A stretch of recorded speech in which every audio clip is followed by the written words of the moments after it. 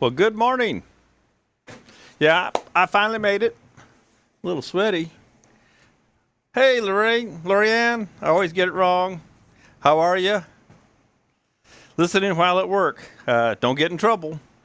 So I've been out here actually for a long time.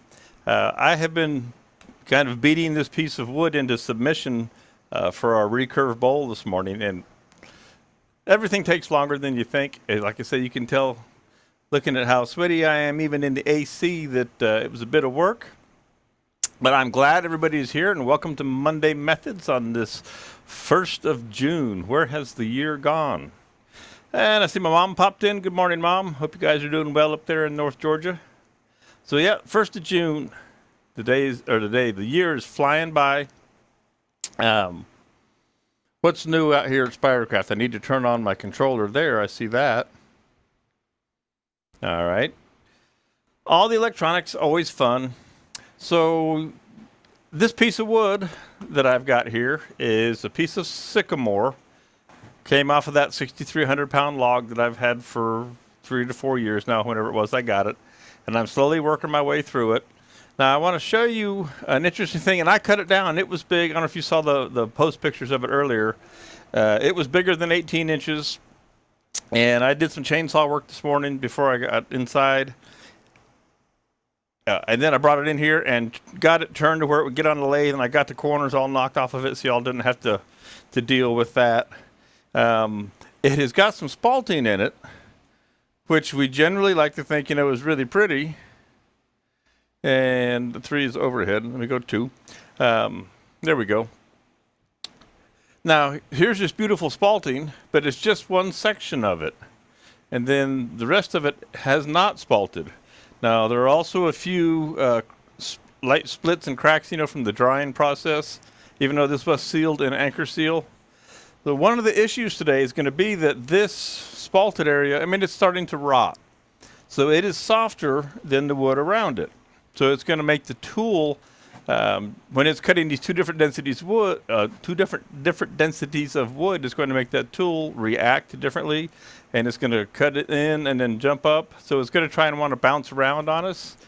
So it's really important that we take our time. Part of the reason that I was here a little while, I was over making sure all the tools that I want to use are starting out sharp this morning. I need the sharpest tools I can get to work with this. Now, like I said, it's a pretty good sized piece of wood. I haven't even measured how deep it is at the moment. Let's take a look. I did clean up this front edge. And if you happen to hear any loud banging, it's really windy out here this morning, and I've got these big metal fish that hang on the outside of the studio, and they're banging up against the building, so it's not somebody's trying to break in or anything. So this is about 7 inches right now before we make a tendon on it or anything like that. So it's going to be a nice size piece, okay? While I'm... and Dad's here. All right, it's a family affair today. While I'm waiting for a few more folks to come in, because I was only 25 minutes late, here is part of the blank. And I know it's green, so it's going to probably look really weird in the green screen chroma key. But this is the pecan tree root burls. And if I put it in the overhead here for you, I sprayed a little lacquer on it so we could kind of see. And this has just been run through a bandsaw. I wanted to see what it was going to look like, so I sprayed some lacquer on it. So it's really cool. That's the look I wanted, and there's another. I've already cut some of the smaller blanks to make keyring stoppers out of it.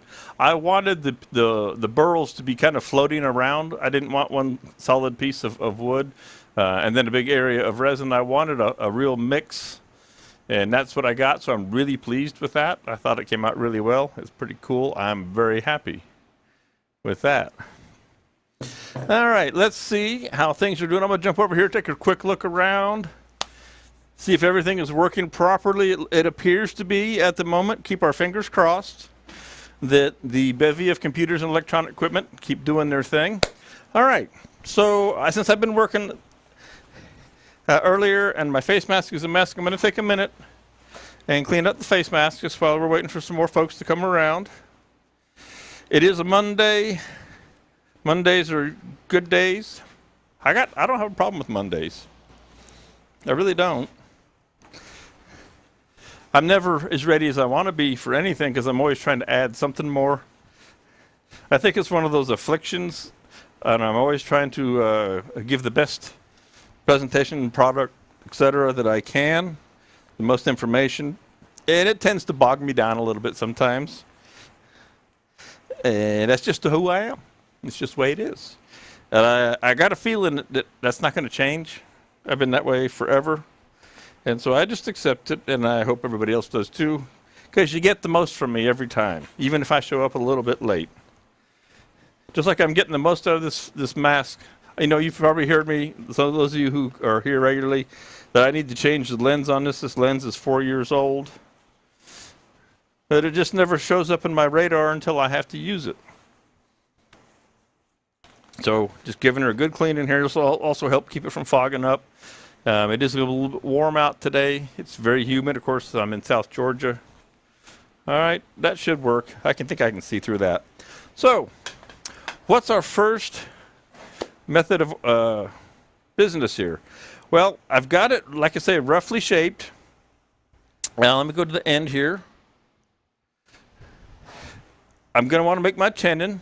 The biggest jaws I have are 3.5 inch, unless I was to run over and grab a Nova Titan next door. It's got, I think, some 5-inch jaws. But I'll go with the 3.5 on the Easy Chuck because it's right here. So I need to make a tenon on here.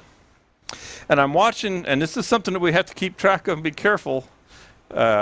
Splits, slight splits and checks are workable.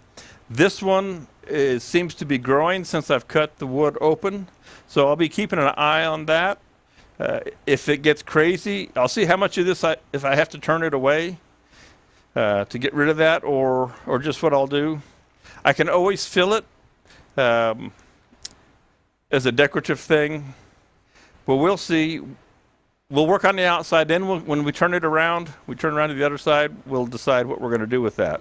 So the first mission of order of business, if you will, is to get a tenon made on this and make our final outside shape. And again, I want to utilize as much of this as I can. It's going to be a decorative piece. With the sides are going to come up and the rim is going to roll all the way around. So I think of it more as a decorative piece than a functional piece. So if I give the sides a little steeper shape than normal, that's okay, just for the look that I want to get. So let's get started in here. Let's make a tenon. Now, of course, if you've got any questions, I've got my comment box up there, my big screen right in front of me that I can see running. So everything will come through. Do not hesitate to ask questions at any time. That's what I'm here for.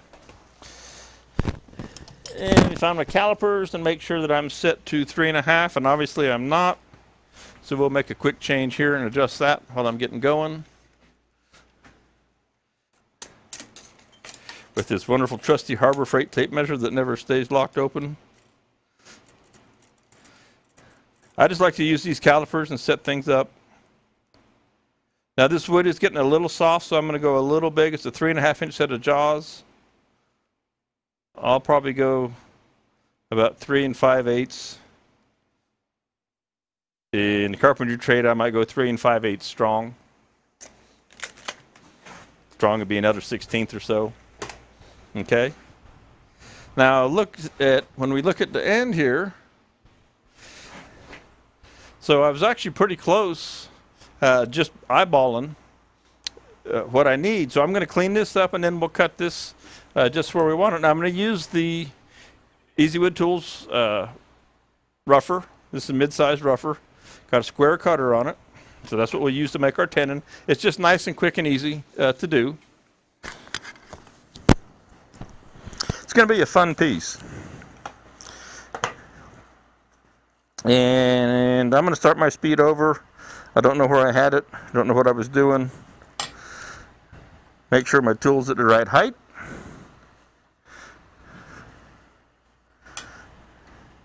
A little bit higher there.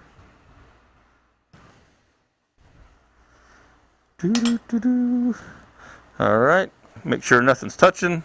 It is also, it's on a 6-inch faceplate with 8 number 10.5 screws holding it. It cooperates a lot better than it did earlier this morning when I first started turning on that. If you go to the Spiracraft Facebook page and look at that post of that wobbly or out around cut crazy piece, that's what this is.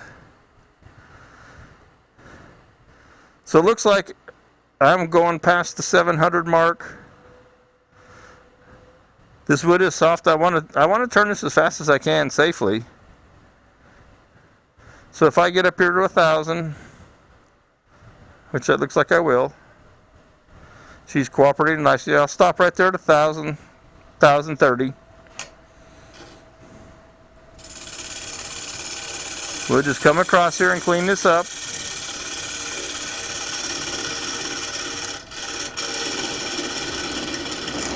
Cutting laterally with this cutter is fine. You can cut with all 3 sides that are exposed.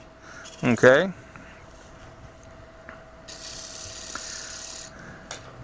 So it looks like, and I just make a light cut, just like that. Check again. I could go, I think I'll leave it right there. It's a little bit big. One more little light cut.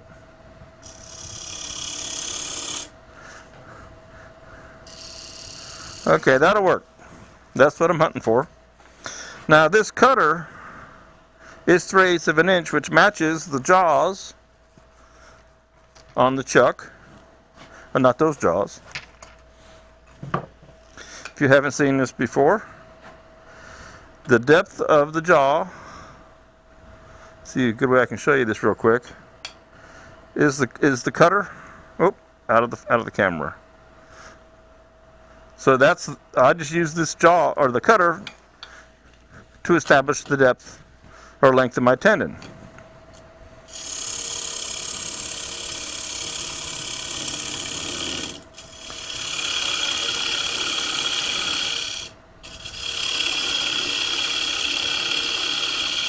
Want to have a nice flat square shoulder here, and I'm working my way right up to the back corner of that cutter.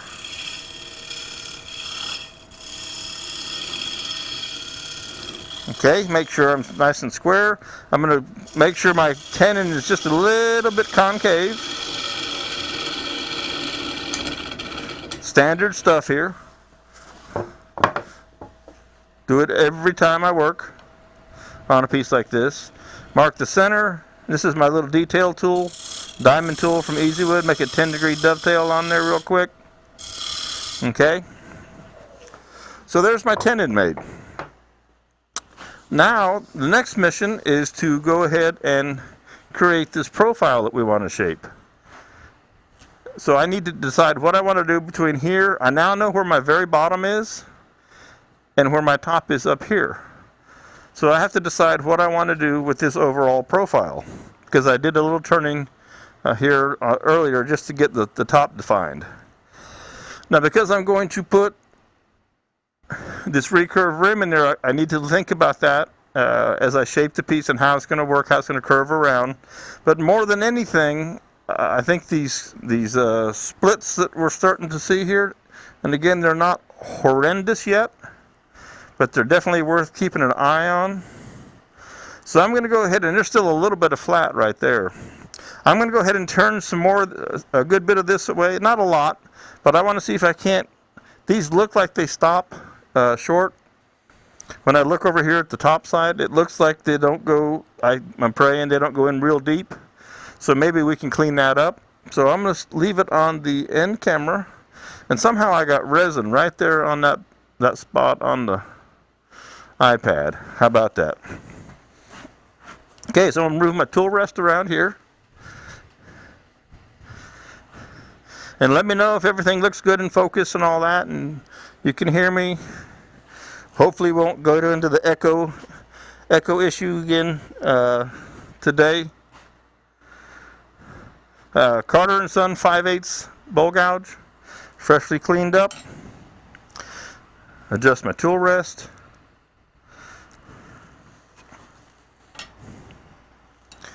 Okay. And we're just going to start to clean this up.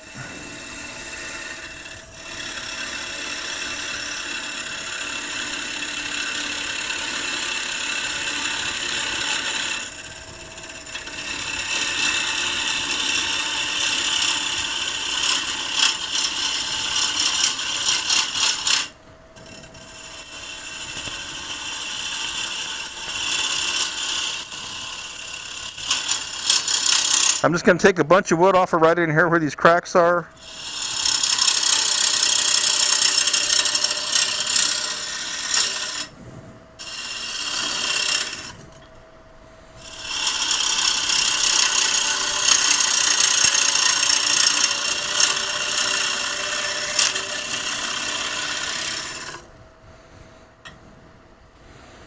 Okay.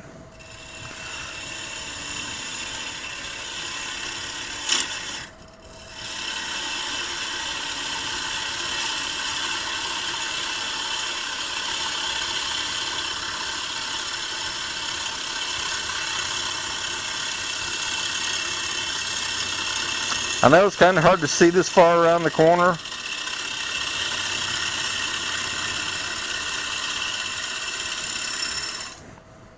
Let's see what that's looking like in there now.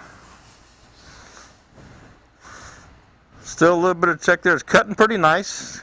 Cutting pretty clean. Just a little bit of operator error with the gouge getting the tool mark right in there. And I think I'm going to put a curve in here, kind of an OG style shape to this, just because I want to.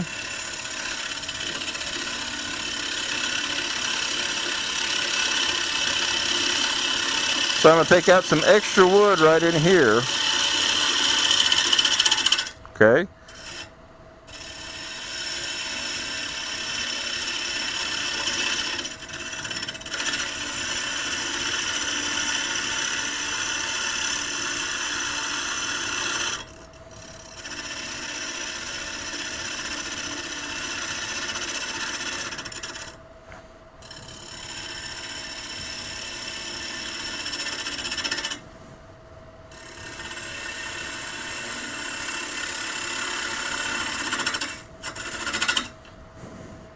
How much do I want to take out of this is the question. And I'm going to move that tool rest in just a little teeny bit.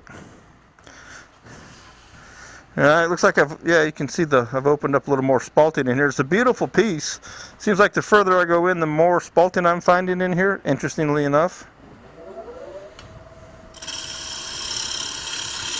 I hope I'm not leaning over in the way here. So right now I'm just kind of working on this shape.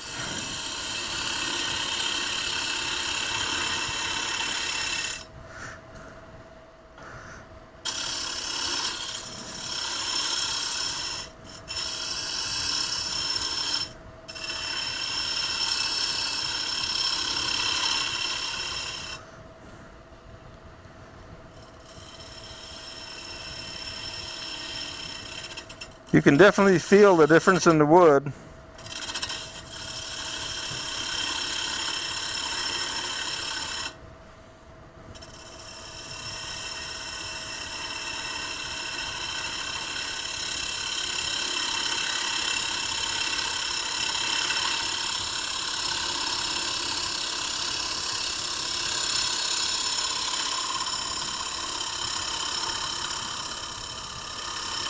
I've always liked curves, so if this piece has got everything about it is a curve.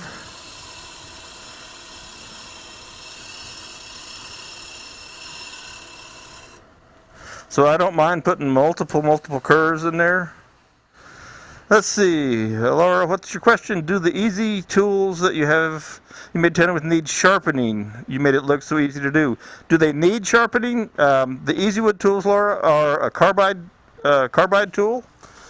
So they have a carbide replaceable cutter right there, and I know it's not super close. The cutter has 4 sides, so here on the front is the one that you normally use, but I was also using the left and right. You can rotate them until you've used up the sharpness of all four sides. They don't need sharpening. You can replace them. You can also take them off and put them on a diamond card and sharpen them up. They won't be as sharp as when they were brand new, but they'll be very functional still. So you can get extra mileage out of them, sharpening them with a diamond card or diamond hone. You just turn them upside down flat and re-sharpen them. Always, if you're going to be making finish cuts with the different styles of the carbide tools from Easywood Tools, have a fresh cutter. Spydercraft carries the tools and all the cutters, so it's good to always have a fresh cutter for your finish cuts, and then keep these others that you resharpen yourself as your workhorses, like I'm doing here. Like making that tenon, we don't need a super factory sharp one. We can use one that we've resharpened. I hope that answers your question. If not, fire another one in there. Happy to answer. All right, I'm liking this shape. Let's see, you can't see too much of it. I'm going to go overhead for you here for a second, and you can see the shape that's starting to develop. So the camera is so close on this big piece that I can't get the whole thing in here, but you can see the shape starting to develop. There we go. If I give you that dark floor to look at, you can see what I'm starting to do with this. Okay, so I'm just going to do a little more work in here. I'm going to leave this section right in here. I'm going to leave that alone. I'm just going to concentrate on this bottom section so that I can turn it around and put it in the chuck. Okay. I'm going to get this as nice as I can. And again, with the spalting, it makes it a little trickier, but that's okay. These splits, again, that I see here, these little are drying checks. You know, once I turn the inside out some, I would go in and start to seal these up. Right now, I'm not going to seal them. I don't foresee this coming apart. I do not advocate turning wood that is split to a degree that it's going to come apart on you.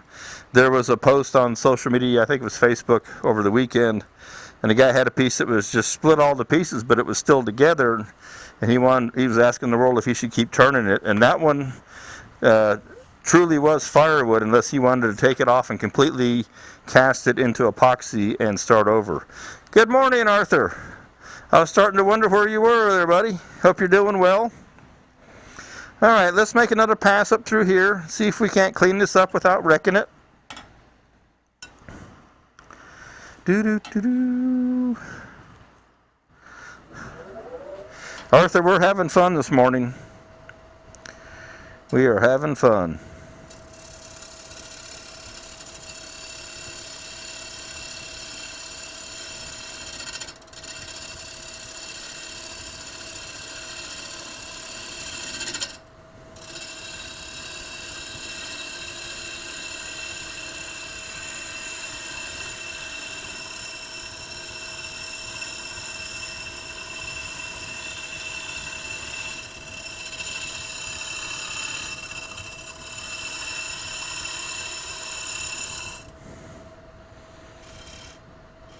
Just try to clean this up the best I can.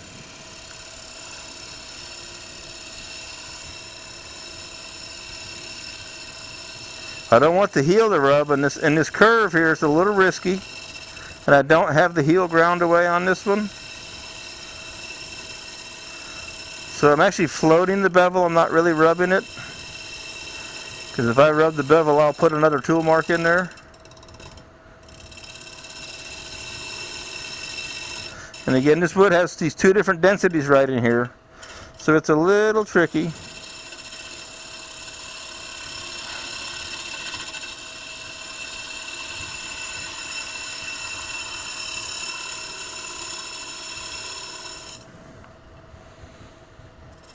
This section right in here is giving me a little bit of trouble.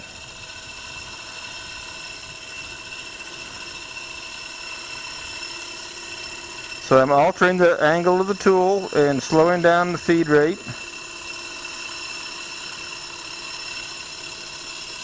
So I get the cut that I want. Now, you might say, well, couldn't you come in here with a scraper? We're in the overhead. Couldn't I come in there with a scraper and clean that up? I could, but this wood is so soft, it's probably going to lift it up. Let me go back to the end view for you. And so that tool for a bit, So I'm going to switch to one that hasn't turned at all since I sharpened it. So let's see how much difference there is. This one has no miles on it.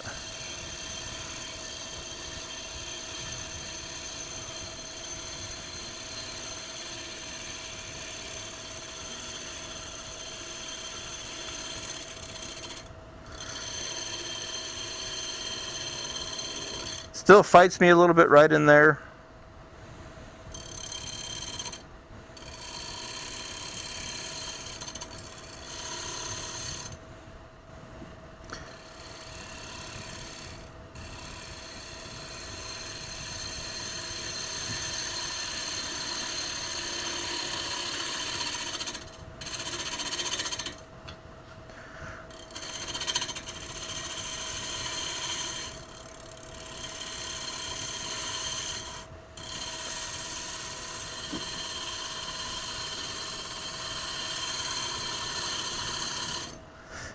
Because once I turn this around, I won't be able to really get in here and work on this. That's why I want to get it as nice as I can. All right.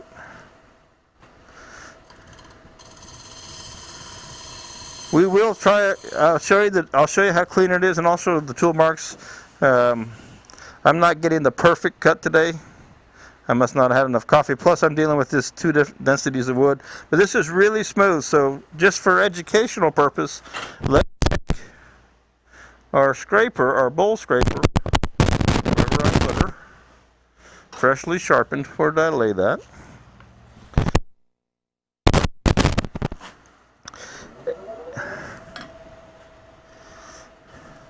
I'm going to raise that tool rest up a little bit. And see if it doesn't tear this out or not.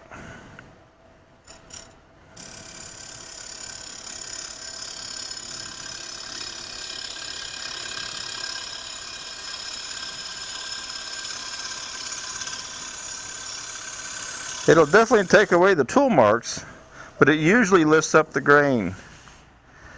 And you see how here the end grain, it lifted that right up?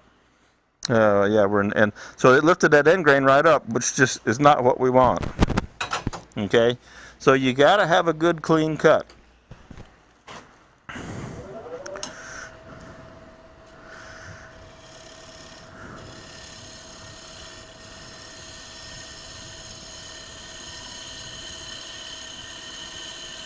Because we don't want to spend the day sanding.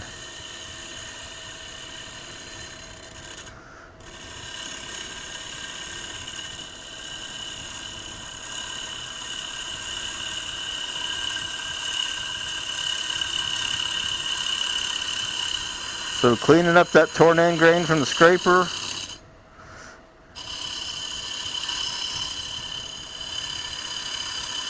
I did switch down to a 3/8. These are all the Carter and Son tools that we carry. I switched down to a 3/8 so that bevel was shorter and I didn't run any risk of dragging the heel.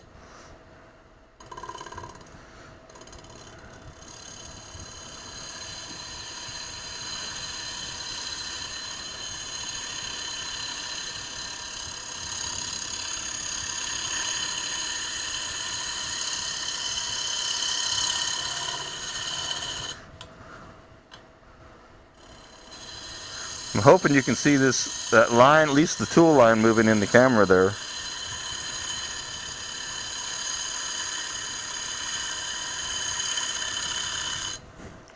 Okay, so I've got one profile issue right in here that I need to deal with. And I've got my brown table out here so I can't see. So I need to come in here. I'm not happy with the way this looks right in this area between the tool and my finger. There's a hump in this shape. So I'm going to go ahead and take some of this out.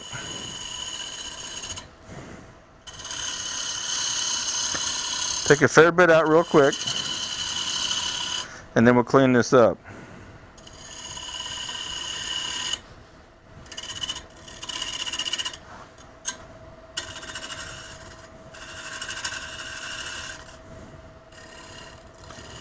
Again, because I don't have the chance to come back here, not in a real nice fashion. So I'm actually looking straight down on the piece now to look at this profile. That's looking better. I may be getting in the way. Hopefully not. The way the angle of the camera I've got these days, usually it's not in the way. Okay, I like that much better. That's a much better curve developing there.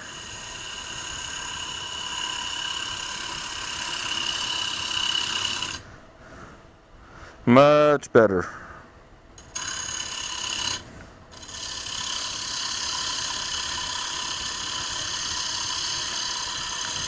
Developing a curve that has a smooth flowing arc for a long distance is one of the hardest things there is to do in turning, and really have the transitions nice.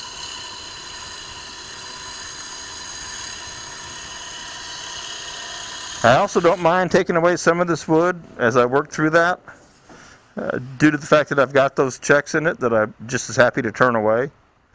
And as I look down through here now, you know, I've turned a good bit of wood away. There's still a little bit of check right there, but not a lot. Okay. That base may be a little bit heavy. I think I may want to take just a little bit more off of this base. I've got plenty for my chuck to rest on. So let's change this profile down in here just a little teeny bit.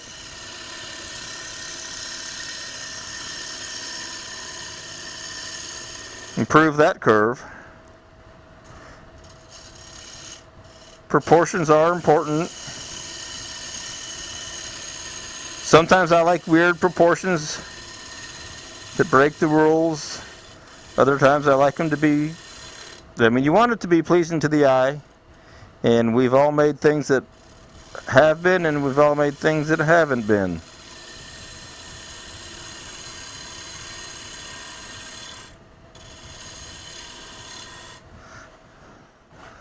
Okay, I like that a little bit better. I didn't take a lot off, but sometimes it doesn't take much to clean that up. Okay.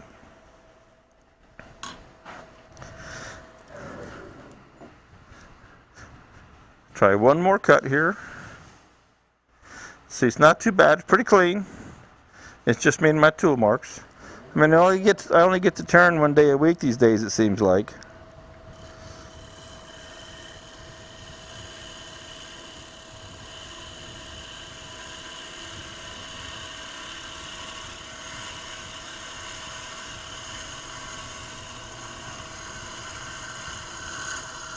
So here I've dropped the handle way down.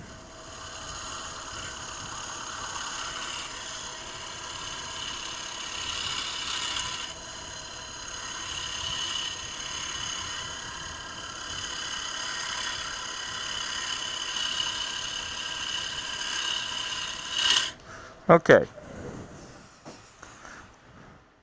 I know I could fuss with this forever till I made myself super happy. I'm not going to fuss with it too much more, I promise you. And then we'll get this turned around, because what we really want to do is focus on making this recurve.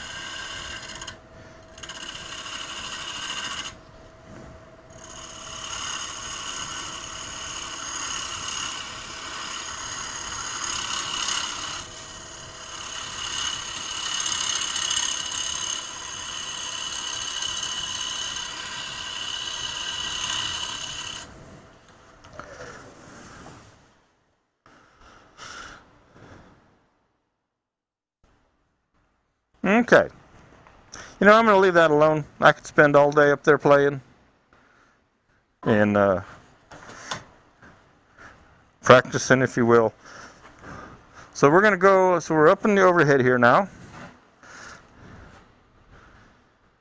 So Janine says, if you did bruise the wood with the tool, is that something that would sand out?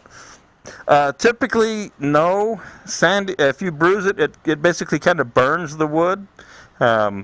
It would take an inordinate amount of sanding. You are better off really if you drag the heel and to quote bruise the wood. You're better off to cut it away. It's a lot faster and cleaner. It really does work better.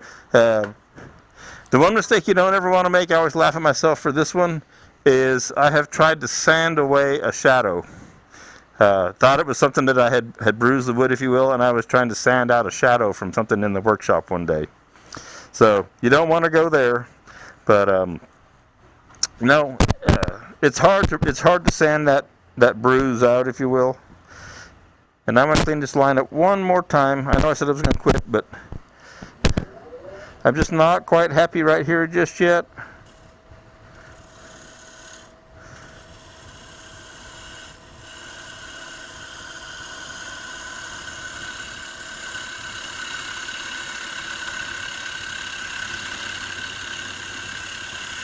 Sometimes I'm my own worst critic.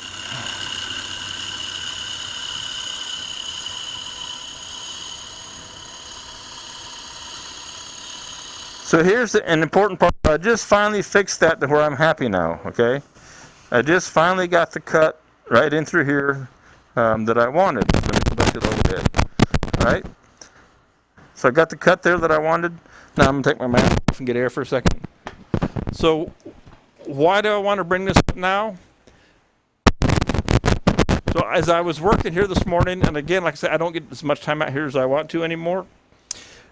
I always try and encourage people, like say when you're on the inside of a bowl, you're cutting out all that waste wood and you got lots of time. Practice those finish cuts, just like I was doing now. Pretend like that's your final cut. You've got this free wood that you're going to throw away. It's trash wood when you're taking away all the excess. Practice, practice, practice there so that when it comes time and it counts. So like right here, these cuts counted, and I wasn't happy with the cut I was getting. More practice, and you know, if you don't have the tool in your hand every day, and obviously and honestly I don't have the tool in my hand every day. I have a keyboard in my hand every day in an office in there now. If you'll practice on the wood that doesn't matter, when the time comes that it does matter, your skill set and your tool control will be there for you, and you won't have to fuss with it like I did this morning. I was getting a little irritated at myself just because it wasn't going the way I wanted it to. So when you have the opportunity to practice where it doesn't matter, where it doesn't count, take that opportunity because it'll pay off when it does matter. Okay? All right. That's my little lecture on that, but I'd like to bring that one up. So what are we going to do here? As I look at the top of this, in this area, I think I'm going to still work on this with it turned around this way. The way it is, it's a little bit harder, but I still want to be cut. So what I'm doing right now is I'm cutting down the grain. I'm not trying to lift the grain with the tool. So I want to go ahead and work on this outside curve profile before I turn the piece around. Now I can still get to this area once I turn it around, but it's just not quite as easy. Okay? So the other issue though here is my tool rest. This is a big piece. This thing is 17 3/4 inches in diameter. I'll bet you 17.5. This is an 18-inch lathe. So I'm using up pretty much all of my capacity that I have here to work with this. So I'm in the overhead. I'm going to go back to the overhead here, I think. It's going to be the best shot for you. And I'm on this overhead. So I'll be working on this corner. Okay? You can see the cracks here. Now, we're way down in here, so there's going to be a lot of wood gets moved over. So that's my next area that I'm going to work on. And I'm going to take a quick sip of water.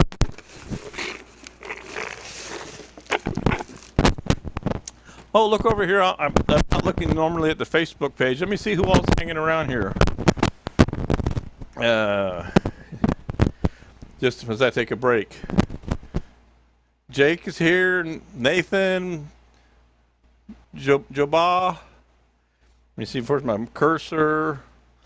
Ken's here. Todd Hall's in. Dean Grimes. Scott Strasbaugh. Long time. And Brad Ransom, buddy from high school. Glad to see y'all stopping by today. I really appreciate it. Okay, back to the mission at hand. Working on this corner here. Turn on all Facebook pages plus YouTube today. I'm gonna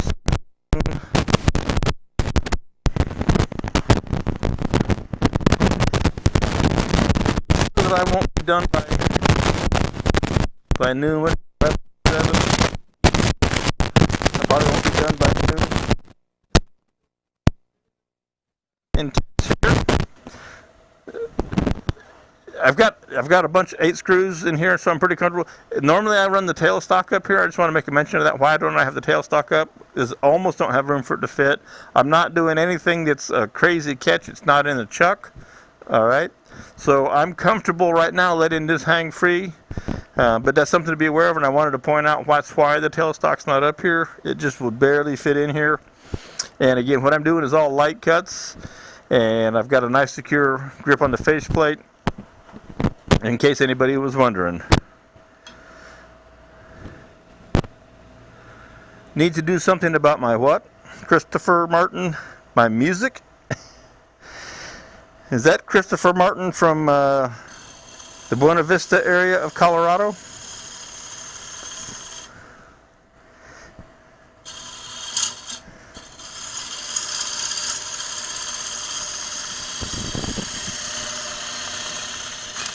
So we're just going to start working on this curve profile around here.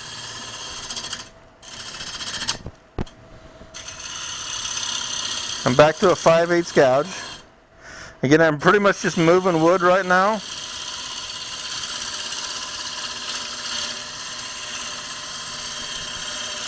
Okay, move my tool rest. Mic very fuzzy. Mic's fuzzy because I'm in the face mask, I'll bet you. So when I take the face mask off, I bet it's clearer, isn't it? It's because it's an omnidirectional mic. My unidirectional has a bunch of crackles in it. Let's see, unless it's over peaking, I can make one. Let me check one setting here real quick, since you said that. If I can put, let's put automatic gain control on. Tell me if that made a big difference. I changed the automatic gain control, and I'm gonna put my face mask back on. You guys tell me if it got a little bit better. I had to reset everything the other day, and some of the parts are not functioning properly. Still has a lot of static. Huh. Let me double check this back here.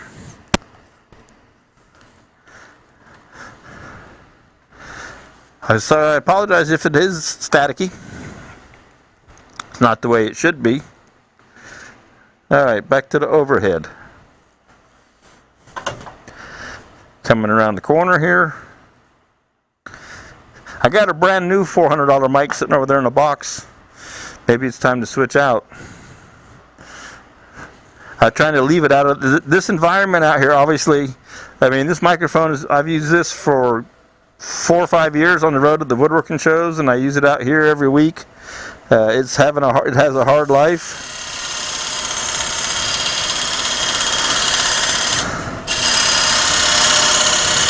But I do have to have good sound, so I will look into that.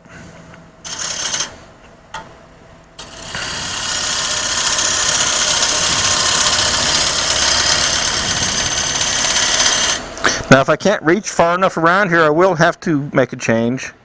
But if I can get around this corner. So here's what I'm going to do. I'm going to change up tools. Just because I can reach around a corner with a round style. Make sure I'm on right. With a round style cutter. Now, I'm going to get not as clean a cut right in here, but I just want to reach around the corner and make myself some room so I can sculpt with this round cutter. This is the Easywood Tools finisher style tool. And okay. Looks like my tool rest is pretty good. Should do all right for what I want to do. So I'm just going to reach around this corner. Now, one thing if you see me pushing, when I pull, I see it throws all the wood chips over towards the electronics.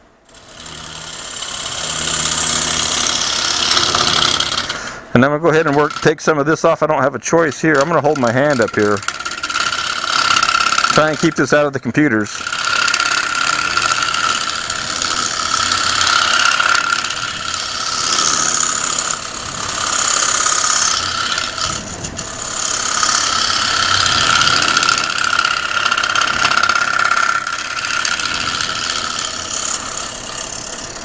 So that gets me started with my rounding of the curve there.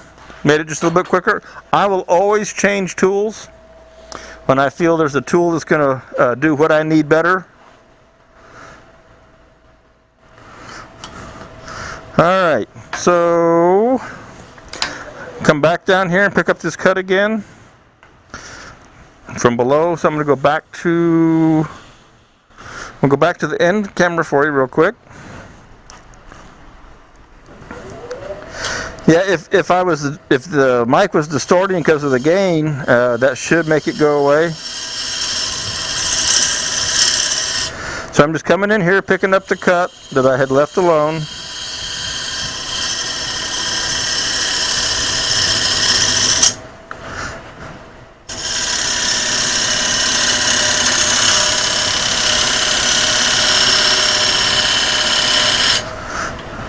Again, I'm intentionally cutting away extra to get rid of some of those splits and checks. Okay.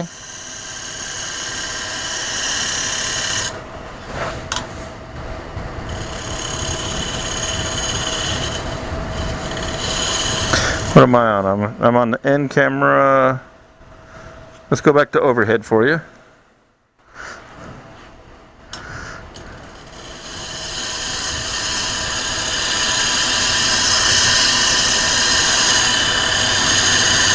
So I mean, I have the shape I want in my head here. So like I say, if I can get that shape and get rid of these cuts or the splits and checks, and I'm happy. I just needed a little more room, so that's why I used the round tool to facilitate getting around this corner.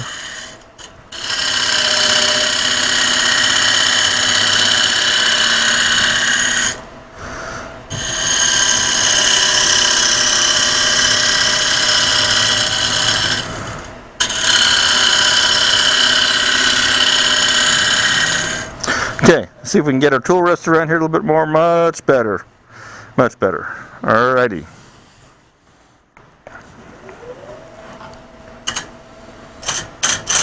Yeah, I know.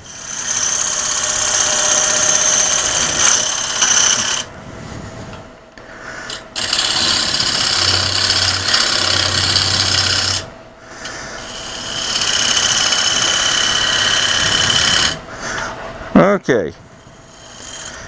We're about to turn this guy around so that we can work on this from the other direction.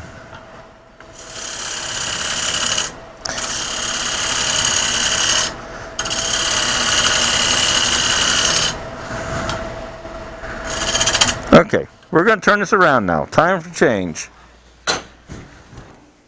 So hopefully that sound has gotten better, especially when I take the mask off.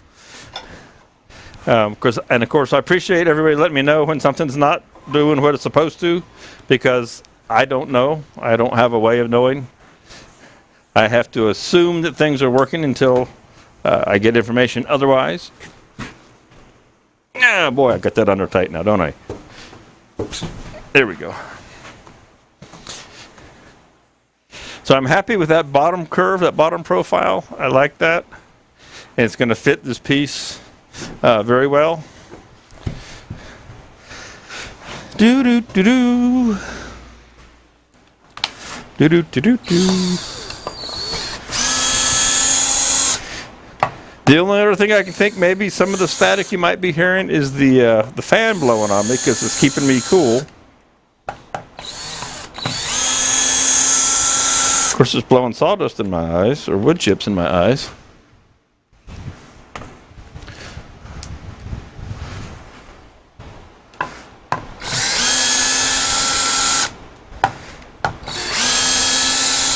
And I'm gonna, what channel am I on over there? Oh, I'm on the wrong channel. I'm mumbling to myself. I'm gonna go change the Facebook feed that I'm looking at over there. Just for yucks. Because I turned it on all of them. And, oh, there's one more screw in there. So when I take this faceplate off, I'm gonna go to the overhead, and you can see the mildew that occurred in this piece while it was underneath it, sealed in the anchor seal over time. Oh, the computers are all full of wood. Let me see here. Let me change what I'm watching here for that. I needed to get a sip of water over here anyway. Doo-doo-doo-doo. Got to stay hydrated.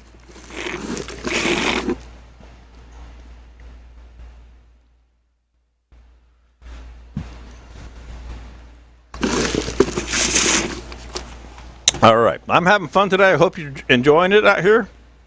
I hope you're picking up tips that you need. Again, do not hesitate to ask questions. All right. Could be the singing. Hey, come on, Donald. I'm an awesome singer. Not. All right. Let's get this guy in a chuck. We're going to put this into Donald Doyle of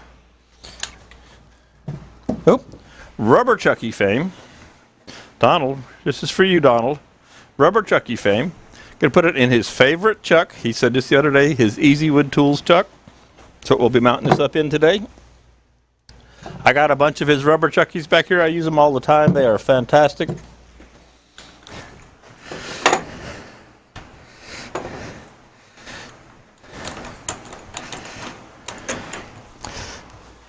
And that, Donald, I'm not singing, I'm humming. Or maybe I am singing. That's scary, because I don't sing publicly, but I guess maybe I do. So I just snugged that up. I'm way open. Ow! Way open there, so we'll just zoom that down a little bit.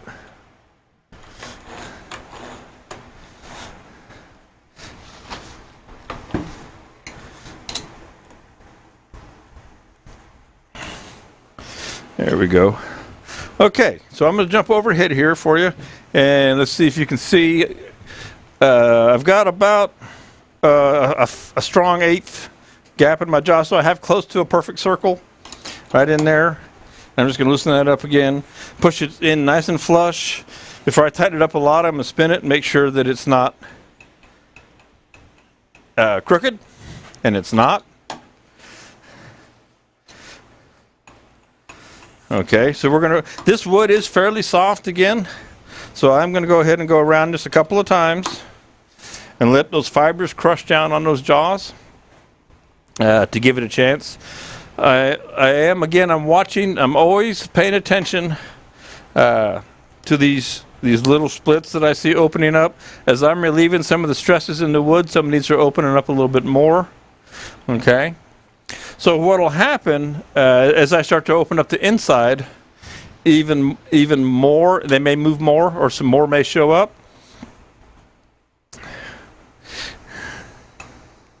Oh, you want me to start singing Hoppy Toad, Mom? You know, I do have my limits, Mom. I won't turn this real thin. I will turn it to a certain degree. And if I decide that, you know, I want to deal with the little drying splits and checks, those will get epoxied up, and then I would finish turning it up.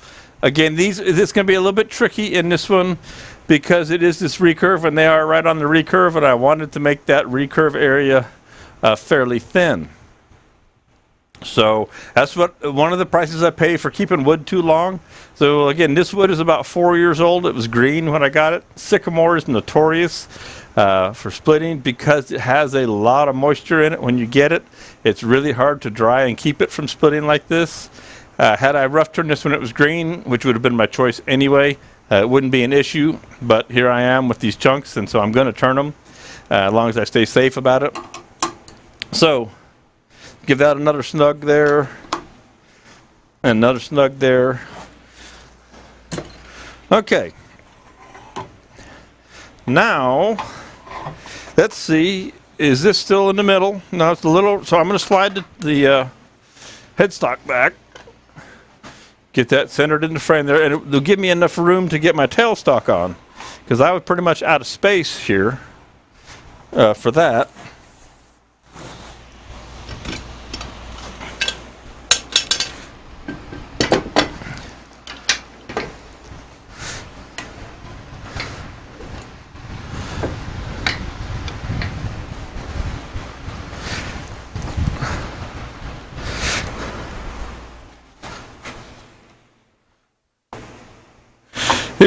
Yeah, Donald. Well, you heard me last week talk about I got my jaws all glued into a briefcase out on the road. I'm gonna have to soak them. They're in epoxy, so I need to drop them into a jar of acetone, I believe it is, or MEK would be even better. But yeah, I'm in the same boat. I've got CA glue all over some jaws, so you and I we're kind of together on that one, Don. Stuff happens, right? As they say. So let's clean up this face. Now, you know, I could use any of the tools I got here. It doesn't really much matter to me.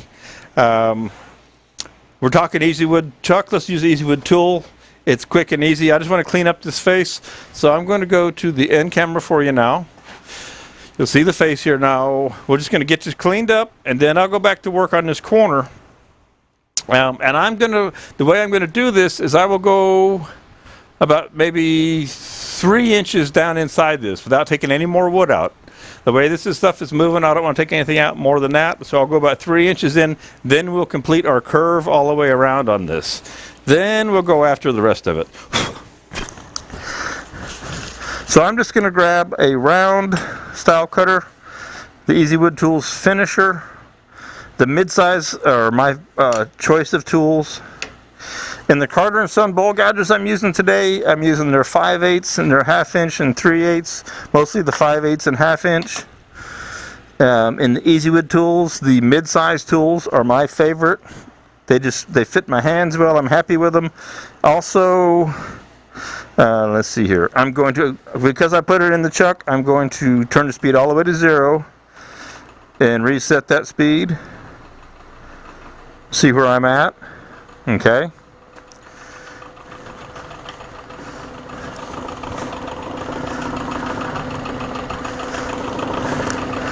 Okay.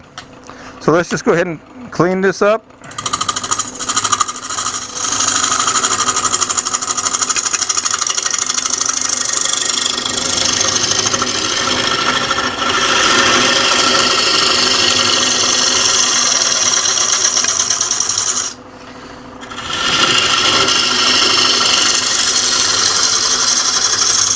Hopefully with the manual focus this doesn't focus these days. All right, so you can see how the scraper lifts up that end grain like that. So if I switch, where did that come from? If I switch back to a bowl gouge, lower that tool rest, and just for yucks, let's have a little fun. I'm all about having fun out here.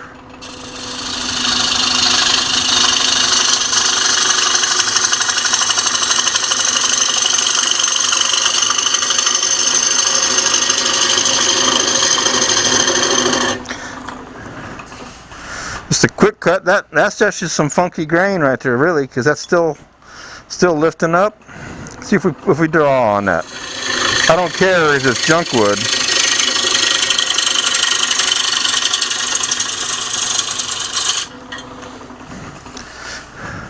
So that cleans it up. It's a pretty piece of wood. Sycamore. This has been a beautiful sycamore tree. Okay, enough of that fooling around. Let's start to shape this curve. And I'm going to go back to the overhead for you. Back to the overhead.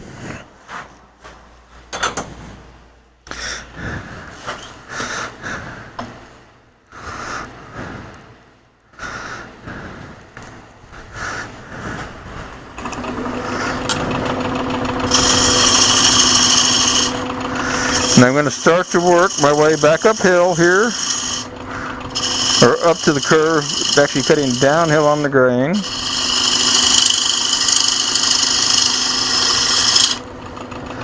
Now I'll start looking down this a little bit.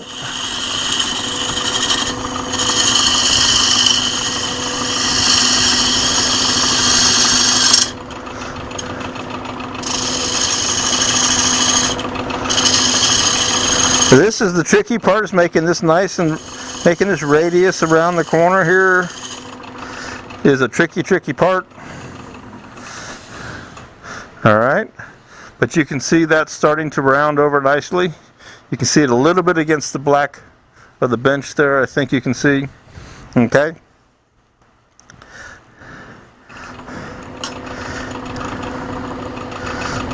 So then we start to try to work on continuing that in.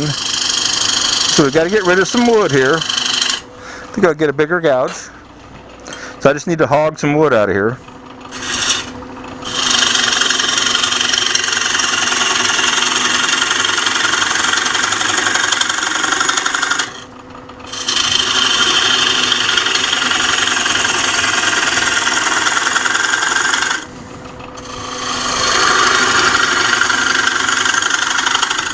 Now notice, go to end, I'm leaving myself plenty of wood here to work with. All right, I'm not trying not to shoot myself in the foot and take away too much wood. I need to move my tool rest around a little bit. Come back in here. Get some more of this out of the way.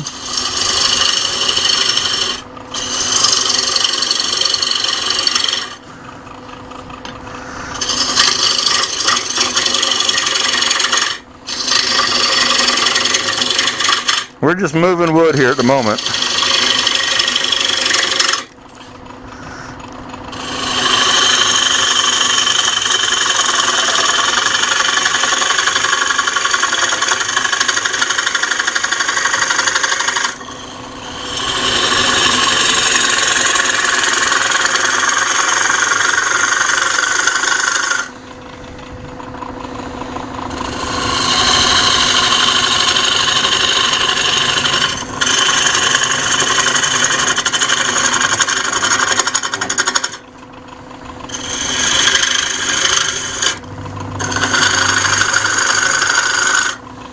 Alright, so I'm stopping to think about this here. I've got my corner starting to develop, my radius starting to develop.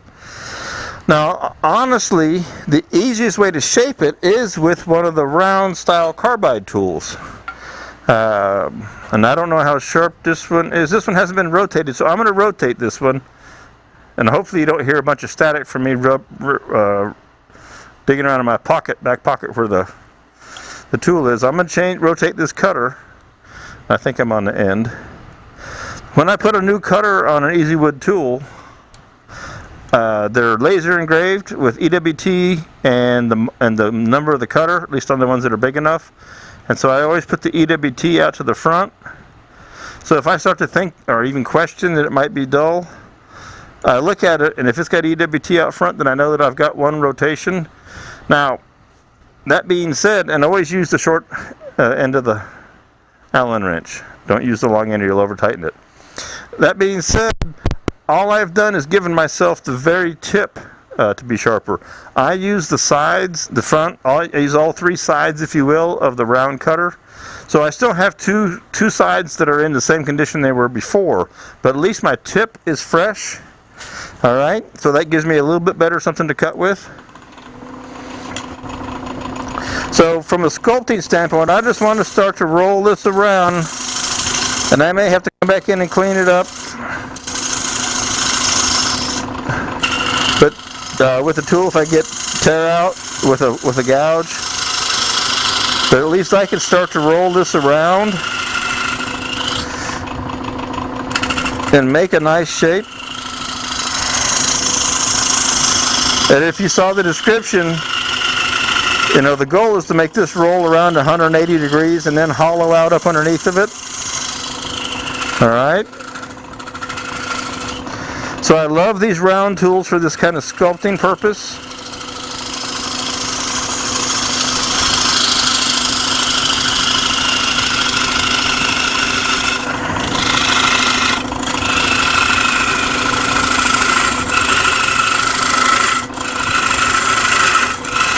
Get a little bit more. All this wood in this area right here, it's just going to be in the way of the next tool that we're going to use to do this. So we've made our radius around all the way from the backside around. Let me switch cameras for you here. So we've come up and over and around and in.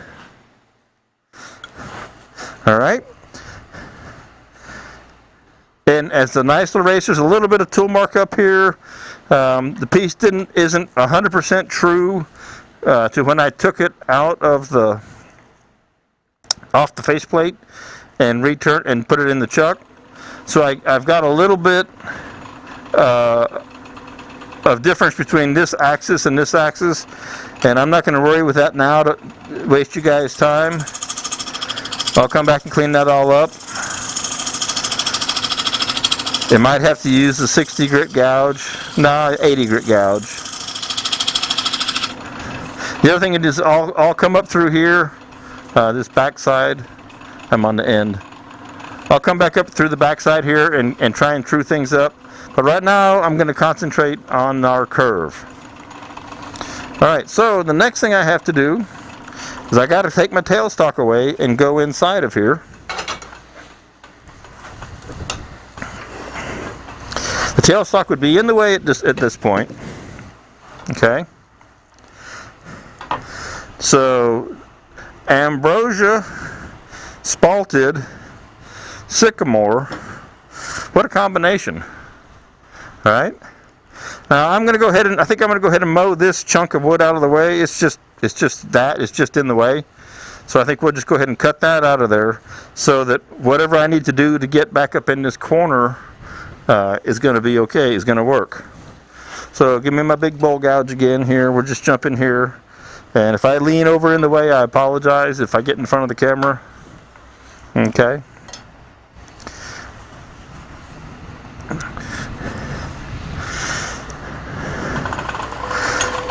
Alright, let's just get this stuff out of here.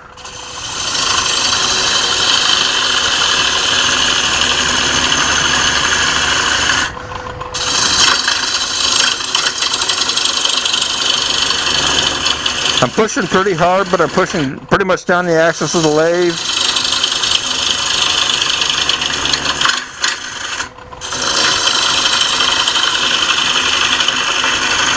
But I don't want to take wood out more than where I'm working here to speak of, because I don't want this stuff moving on me any more than it has to.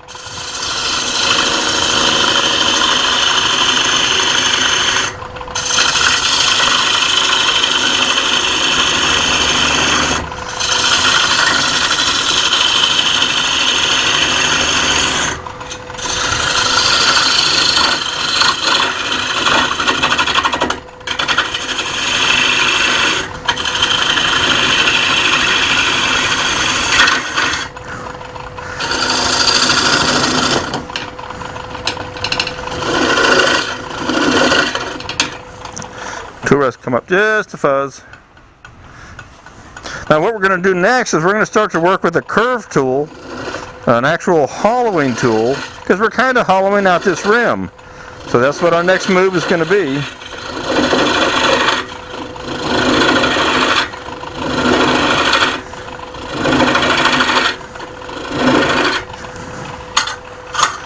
Alright. That should be out of the way of what I want to do. Doo-doo-doo-doo. That's not singing, that's humming. Donald. Okay. So my tool of choice now is the EasyWood tools. This is the full-size number 3 hollower. It's got the curved. I'm looking at it against green. I don't know what it looks like against the black. Got the curved neck on it where I can reach in around this corner. Now this number 3, the big one, has the CI3 cutter on it. It's a bigger cutter, and I like that. And it's got a bigger, thicker shaft, so I can reach better. One thing that's important about these tools, let me go to the end here, I can show you better. It's really important, see where you can see this, that you cut with the very tip. That doesn't show very well.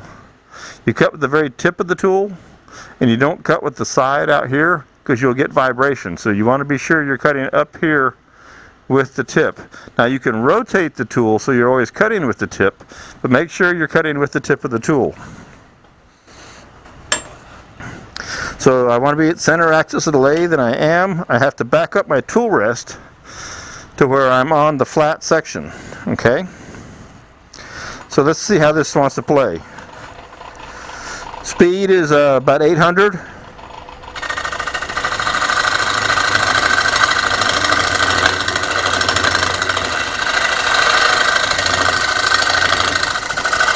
Now I can use this to shape this curve some while I'm here.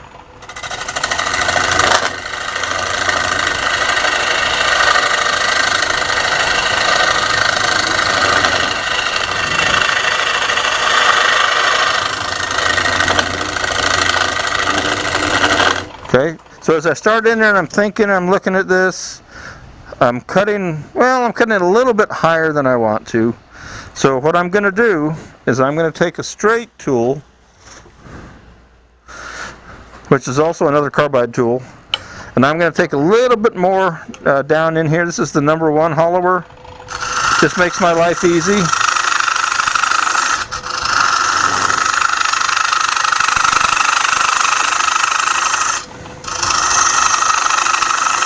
And if I can do this without getting in the way of the camera, let's see if I can move over here.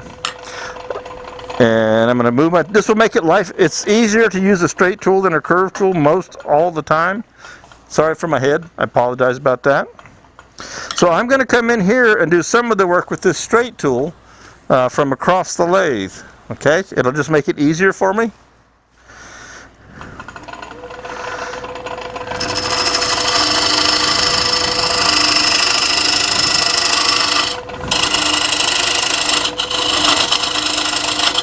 I'm pretty far over the tool rest, I'll give you that. That's why I'm getting that bounce. Definitely kind of pushing the tool to its limit.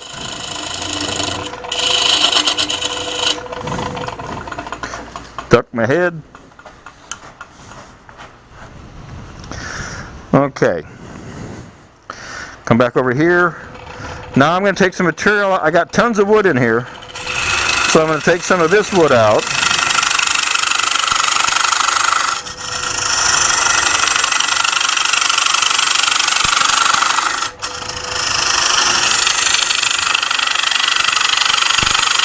So again, all I'm doing is making room for my tools to reach in and work. I've got plenty of wood back through here. That's not a problem. It's always scary when you see black. I don't think this was a yard tree. It came out of the woods in North Georgia. So black, would mean that you got a nail going on or something.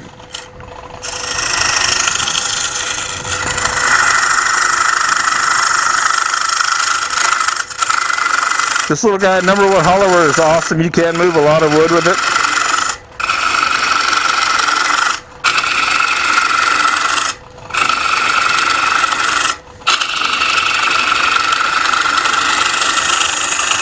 Okay, I'm just going to leave that over there. Alright, so let's reset up for going up underneath the rim here. And again, how sharp is this cutter? This one's been turned once. I don't know if already. It's acting like it needs to be replaced, this cutter. We'll see. People always ask, how do you know when a carbide tool is dull? Well, they just don't cut like they used to.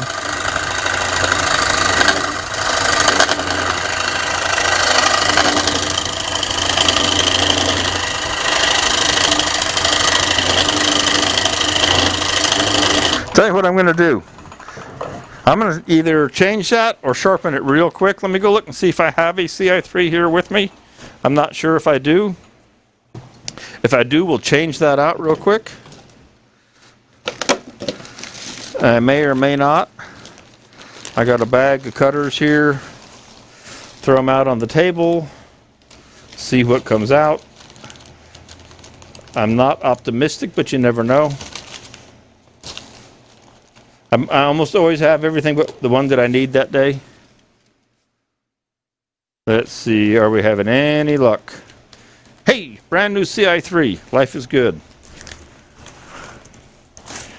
We'll see. Talk with it in my mouth. We'll see how much of a difference it makes.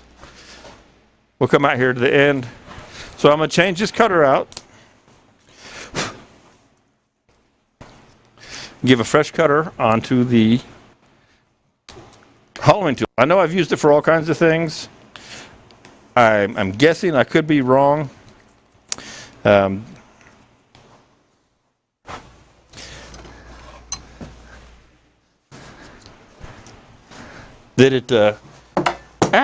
will cut better. It will cut differently with a fresher cutter on here. All right, it's got some miles on it. Go find my wrench. Tell me if that rattles the sound or not.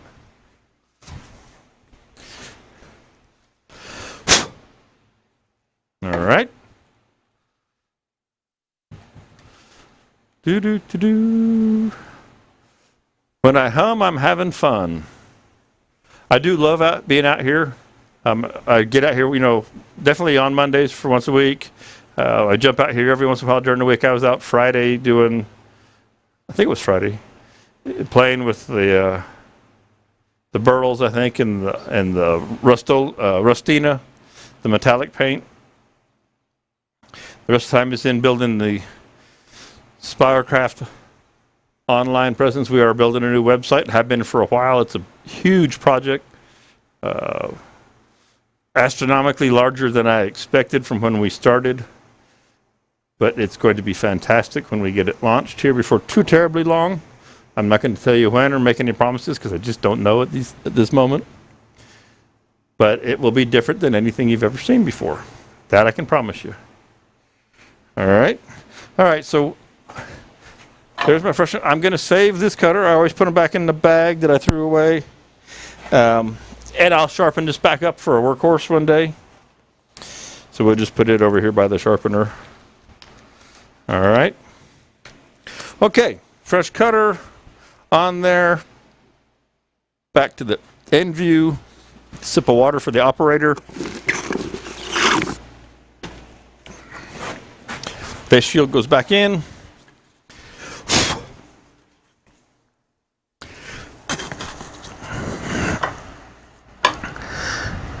Let's see if it makes a difference.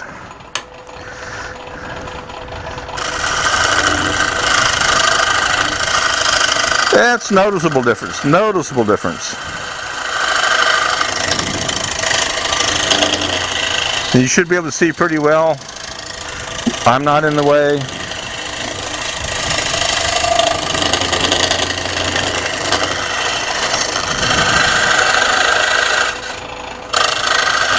So what I'm starting to do is watch over here. I can't see what's going on back up in here, but I can see on this side. So while I'm cutting, here I'm watching the other side, and I can see the cut line. Okay.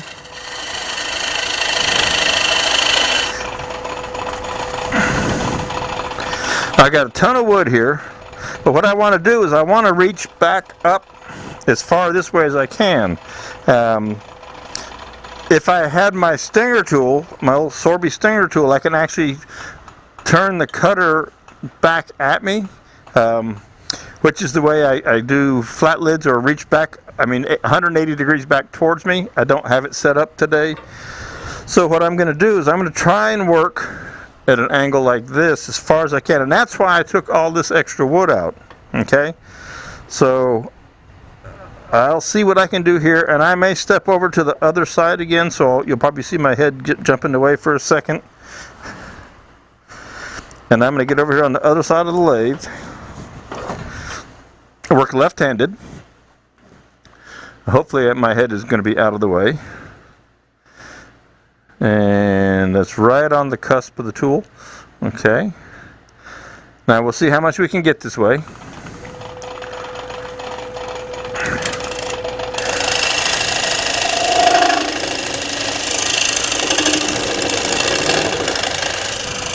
So I don't know if you can see that how close the back of the swan neck is, but as I get further up inside here, Then that gets a larger gap, so I get more room.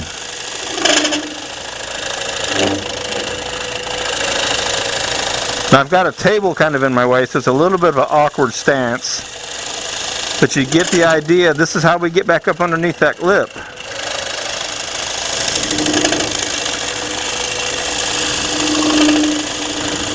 And we're doing all this before we take all that other wood out of there, so this thing isn't moving on us.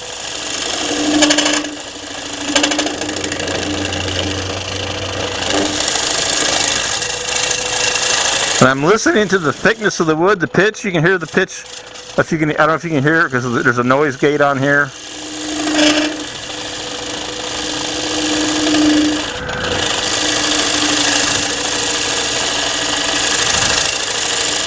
Now it's difficult to get a catch with these tools, but it is possible. And you do want to be careful, because if I get a catch up in here, I'll probably break the rim. Okay?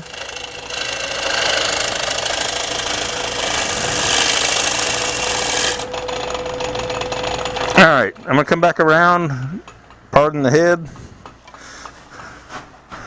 Okay, so that's working pretty well. My fingers are going right up underneath here, and that's doing what I want it to. Now let's take a look at what do we got in the way of splits. We got a little bit of check there. Again, this is not the perfect piece of wood. It's a beautiful piece of wood, but it's not perfect. These are not huge, but they're definitely worth keeping an eye on. Okay.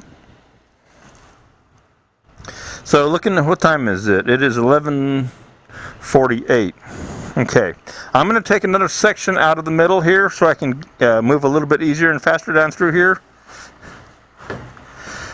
I may not go all the way up to this. I'll leave everything pretty thick today, and I'll finish this up because I'm going to want to epoxy these before I get it thin. So that's a given because I do like this piece. I see a potential. I see a future in it. So I don't want to just call it one that I'm going to demo and toss. I do want to keep this guy for future. It may get a coloration to it because it's got some mildew spots on it. On the back side there's some mildew. It's not the prettiest thing you've ever seen.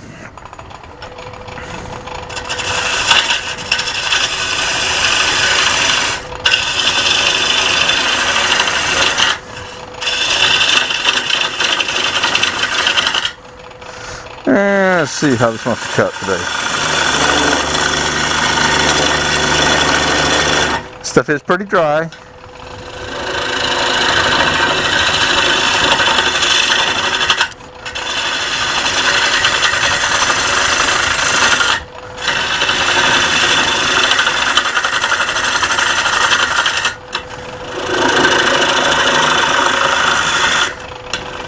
Sometimes I'll just drill a hole right down the middle here, like so.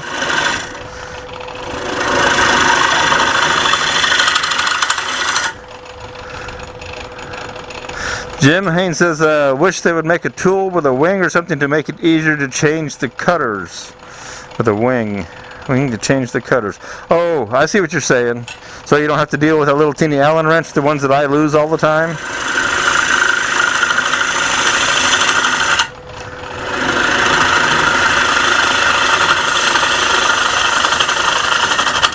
Now, let's see, I'm thinking, I'm going to try something here. I may want to go sharpen one of these tools. I'm going to reach pretty far down in here, as far with the tool rest as I can.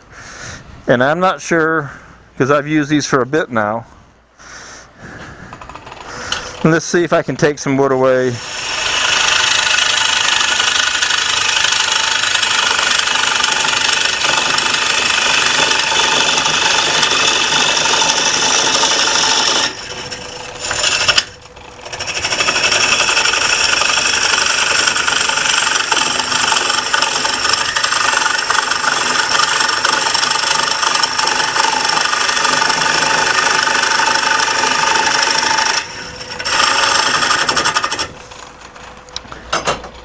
Where's my other one?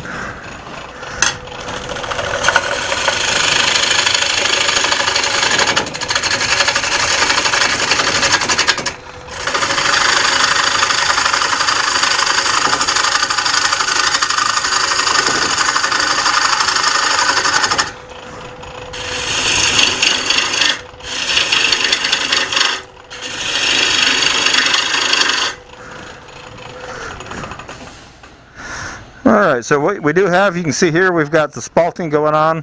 Again, so we do have two different densities of wood. And also our chips are filling up in our recurve here. Alright. I'm going to run over there and resharpen one of these real quick. Just take a second or three. Just to freshen it up.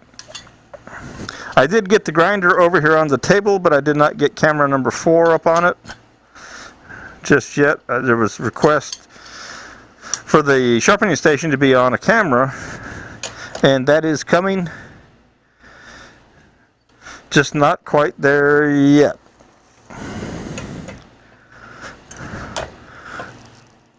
Just want to freshen this guy up a little teeny bit.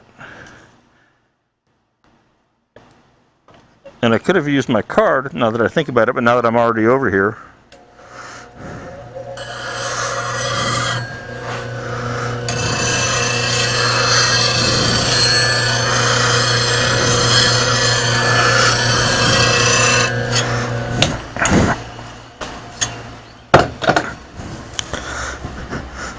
Because it's getting close to noon. I want to get this most of the way before you get the general idea. I'll finish it up later.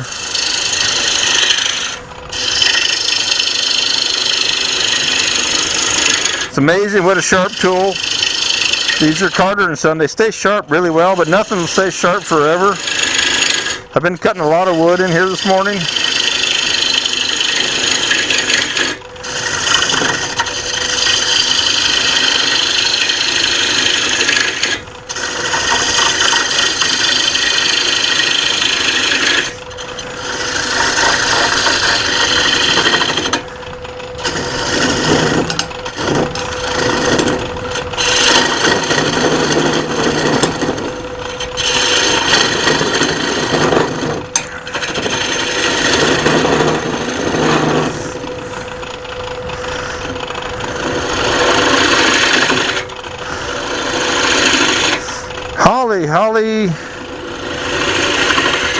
Holly the snow girl, snowman girl is here.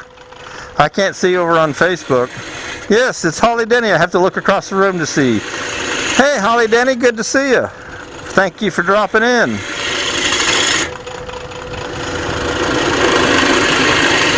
We're just out here having fun on the recurve bowl world today.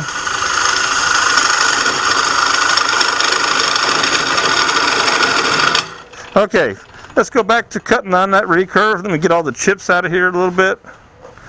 Now that I've got a little bit more room to work. Alright. I'm going to come back over here, duck the head.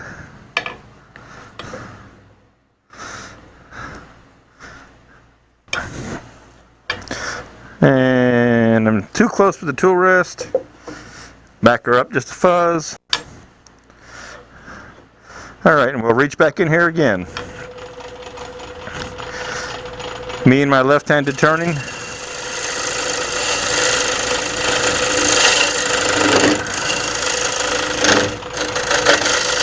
You see how that backside, when the backside of the cutter kit touches?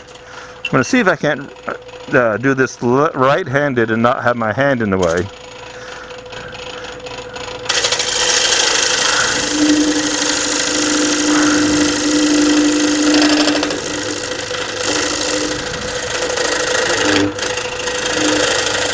Now if you mess up here, you make the ultimate donut. You make one of those whammo frisbee ring things.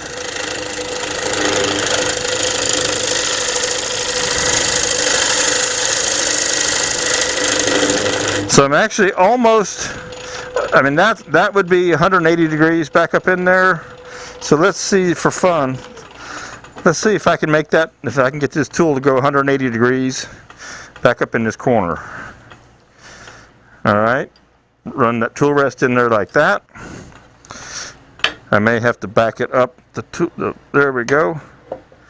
See, I almost have enough room. I'm touching right in here.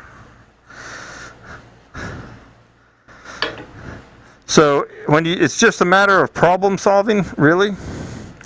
If you think about the approach to do what you need to do. And as I cut, the more I cut towards the top, the more room I'll have back here on the back side. Try and keep my hand out of the way.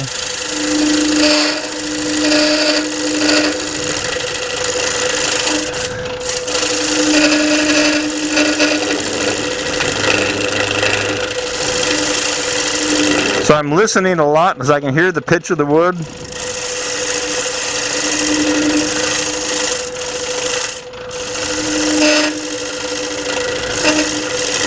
So if I roll the tool around, my arm may get in the way.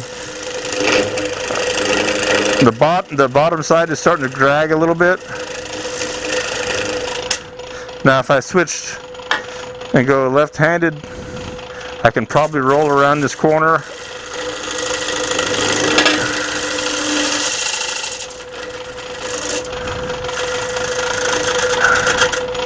Nope.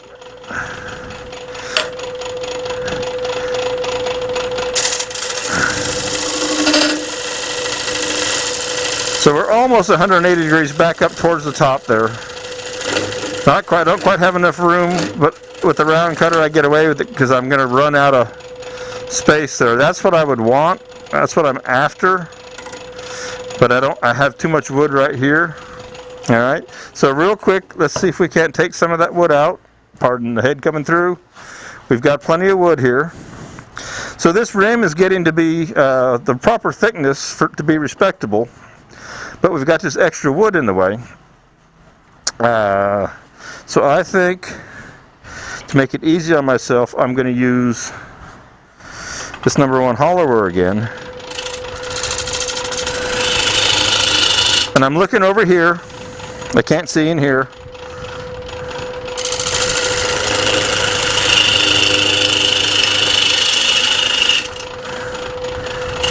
So I'm removing that obstacle of what that was keeping me from doing what I want to do with the curve tool. Again, I don't want to take any more wood out of here than I have to, because I lose stability in the piece altogether. Okay.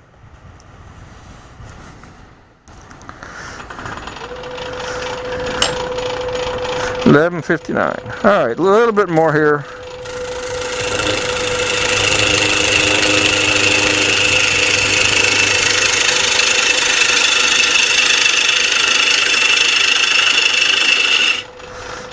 And I'm going to look down the outside wall now and say, okay, I can actually take some of this out at about that angle.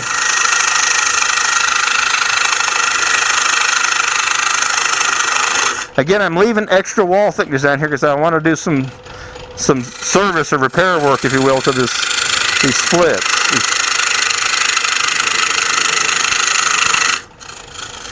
So looking down the outside, cutting on the inside. Okay.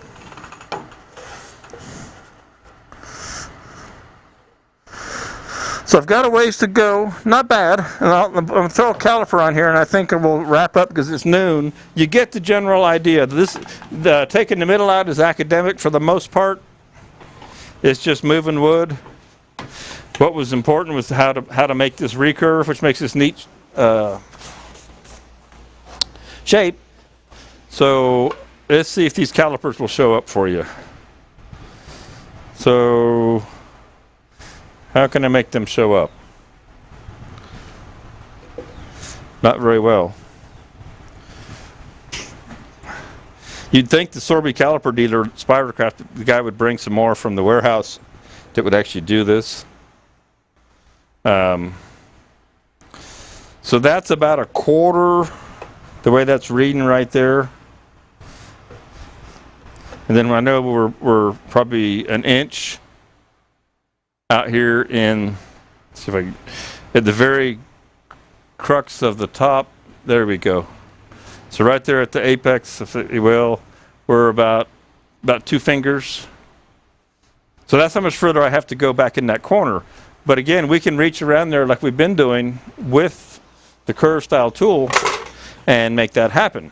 All this wood on the inside, once this is all done, we would just take that out. What I'm going to do when we're done here and I get back out here is I will take care of these splits in this rim in here before I take the rest of this wood out. So we'll jump back to there. So this has been fun. It's been a fun 2 hours making these recurve pieces. Here's the curve again, if you haven't seen it in a while, on the top. So we come all the way up, curve right around. Got a little bit of a line there. We do have to clean up that, but it rolls all the way around and all the way into the inside. Comes right over the top, around the side, and back down 180 degrees down inside. And then we're hollowing back up 180 degrees back out towards the face or the top of the piece. So it's a fun shape. It's a little challenging, makes it kind of unique, but I have a lot of fun doing them, and I look forward to finishing this one out. Again, this wood, the spalting is kind of pretty, but the rest of it is nothing to get excited about. So I see some color in this, some dye or some other texture feature, possibly the patina, the Rustina metallic paint finish. That I got another piece I'm working on. I haven't showed you here recently, but I'm doing it stage by stage when I put the coats of activator on it. So this could be a cool piece for that. Again, you know, the piece of wood determines a lot about what you do with it. If you leave it natural or not. If I was to dye or just to put a natural finish on this thing, this would be, other than the interesting spalt lines that are, you know, here, it would be just kind of an ugly brown. So it's calling for color in some fashion, without a doubt. So we're going to wrap this up here pretty quick. If anybody has any questions, say so. I'll wait for the 20-second delay to pop up in the chat box there, the comment columns. And I appreciate y'all hanging out with me today. I had a lot of fun. I hope you all have a good week. Let's see. Coming up this Saturday now will be Saturday specials again.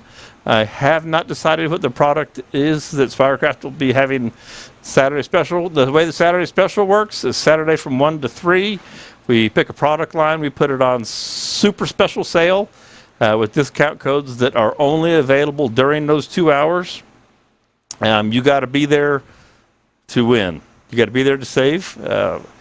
And I show the products. I show how to use. We talk about it. I mean, it is sales. We're selling products, giving you great discounts, and showing you how the products work at the same time. Unlike this, which is strictly educational, I'm here to teach you how to make these pieces. Saturday Specials has a different motive, which to help you save money and learn how to use the tools or the products that you'll be picking up from Spirecraft. So with that said, and I thank everybody for saying thank you, and Donald's giving me the thumbs up. I appreciate it, sir. We'll cross paths somewhere, Donald. We're going to find out today, apparently, if SWAT is happening. We'll see what's shaking with SWAT. Don't know what's going to happen. I just don't know. I don't know. We'll find out today. I haven't checked mail, obviously. I've been working. All right, everybody. Appreciate it. Thank you very much. Have a good, safe week. Stay out of the chaos in the big cities. Live in a small town like I do, and hopefully you don't have to worry about that. Thank you again. Hope to see you on Saturday, 1 o'clock right here, and have a great week. Bye.